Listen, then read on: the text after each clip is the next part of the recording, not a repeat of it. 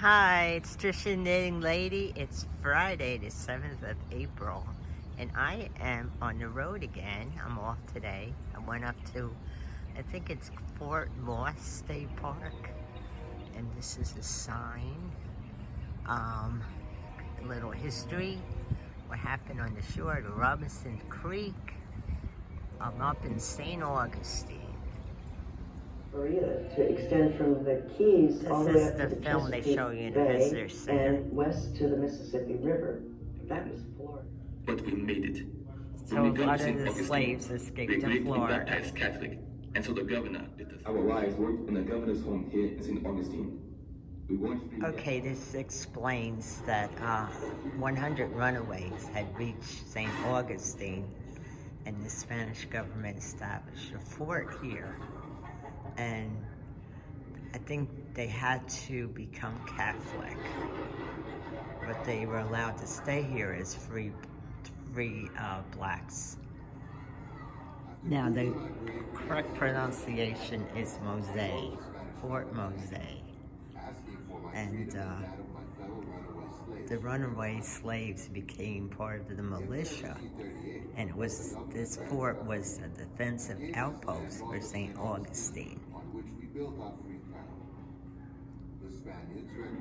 So this is a clay model of the second fort. The first fort was destroyed in a battle with the English, referred to as Bloody Mose.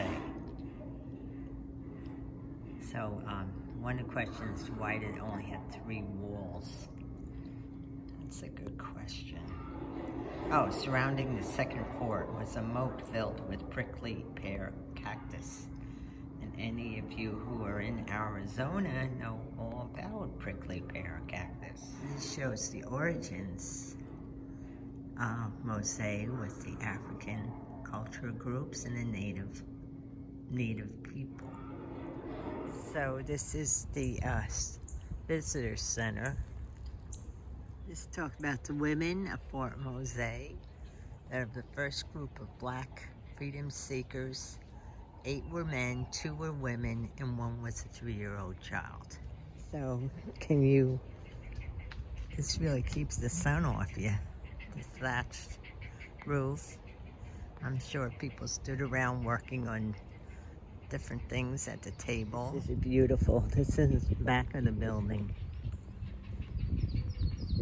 This shows that when Spain ceded Florida to England, the Mose residents, some of them deported with other people to Cuba because they didn't want to go back in slavery.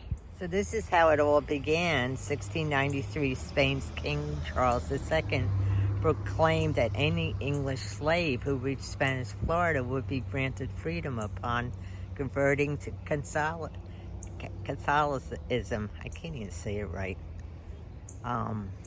So Africans fled to St. Augustine to escape being a slave. Can't blame them. One thing about the South, you had a lot of water. So there's all little creeks and just waterways.